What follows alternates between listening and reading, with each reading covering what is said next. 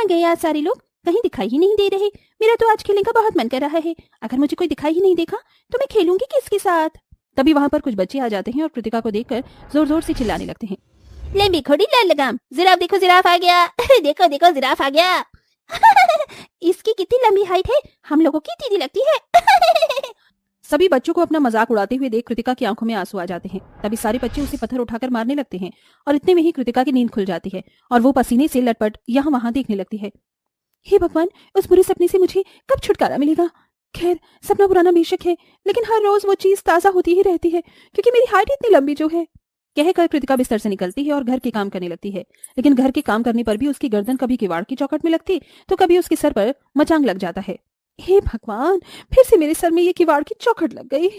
तभी पीछे से उसकी माँ कहती है, कितनी बार तुझे कहा है कि दरवाजे से झुक कर निकला कर, तेरी हाइट इतनी लंबी है और तू बार बार चौखट में जाकर लग जाती है।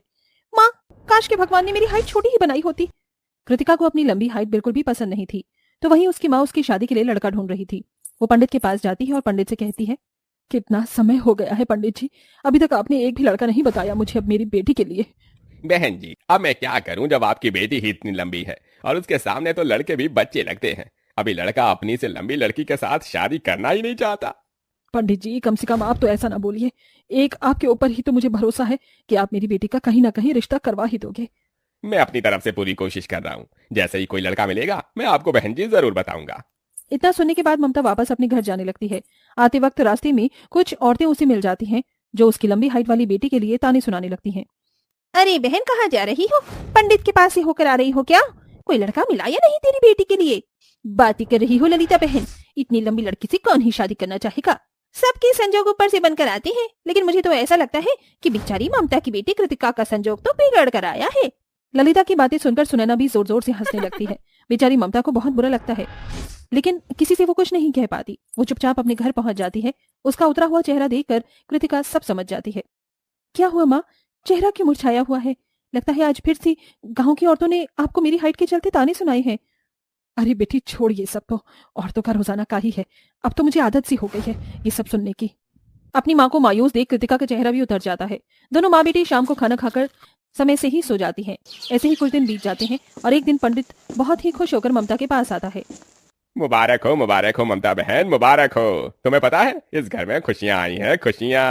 अब तो जल्दी से बिटिया की शादी की तैयारी में लग जाओ। क्या बोल रहे हो पंडित जी? सच सच कहो, क्या सच में मेरी बेटी के लिए लड़का मिल गया है? अरे हाँ बहन, रिश्ता खुद तुम्हारे घर चल कर आया है, लेकिन हाँ एक कमी है। बताइए, क्या कमी है? लड़का और उसका पूरा खानदान बोना है। उसके लिए छोटी हाइट वाली लड़की नहीं मिल रही थी और आपकी बेटी के लिए लंबी हाइट वाला लड़का नहीं मिल रहा था। शायद इसी को संजोग बोलते हैं। वो लोग आपकी बेटी से अपने बेटे का रिश्ता करवाने के लिए तैयार हैं। अगर आप कहो तो रिश्ते की बात आगे बढ़ा देता हूँ।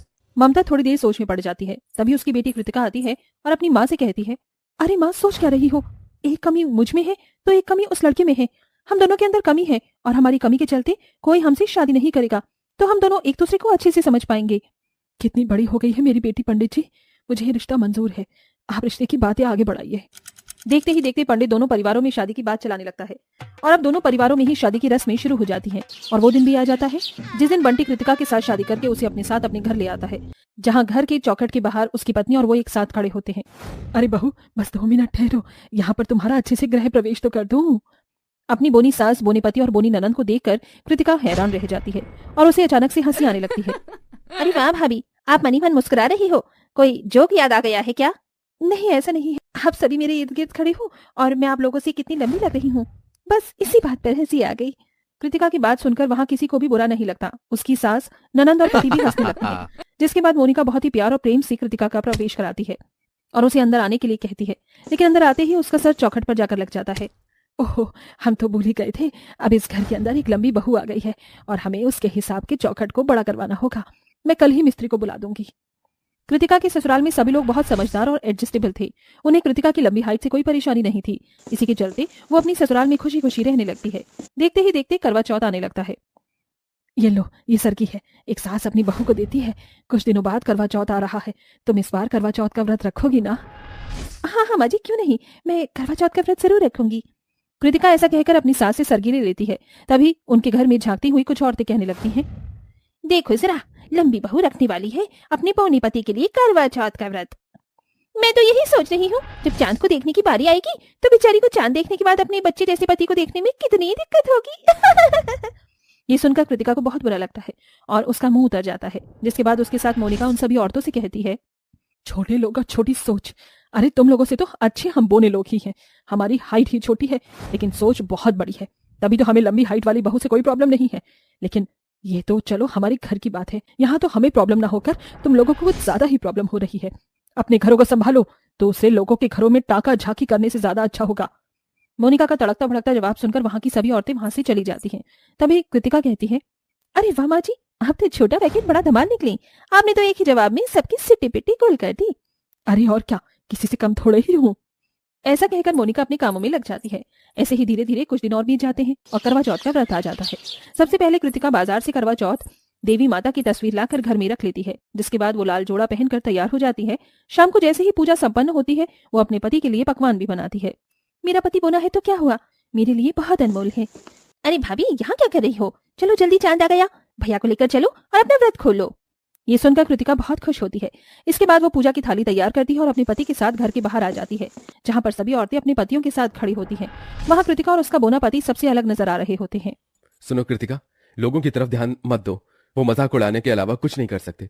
तुम अपना व्रत खोलो। छलनी लेकर कृतिका व्रत खोलने की कोशिश करती है, लेकिन उसका छोटा पति बहुत छोटा होता है, जिस कारण उसे दिक्कत होती है। वो अपने पति को अपनी गोद में ही उठा लेती है, जिसके बाद छलनी से वो पहले चांद को देखती है और उसके बाद अपने पति को, और आखिरी में बंटी उसे अपने हाथों से एक गिलास पानी पिला देता है। इसके बाद उसका व्रत खुल जाता है। उनका ये प्यार देखकर सभी बहुत खुश होते हैं, जिसके बाद से गाँव वाले उनका मजाक उड़ाना बंद कर देते हैं।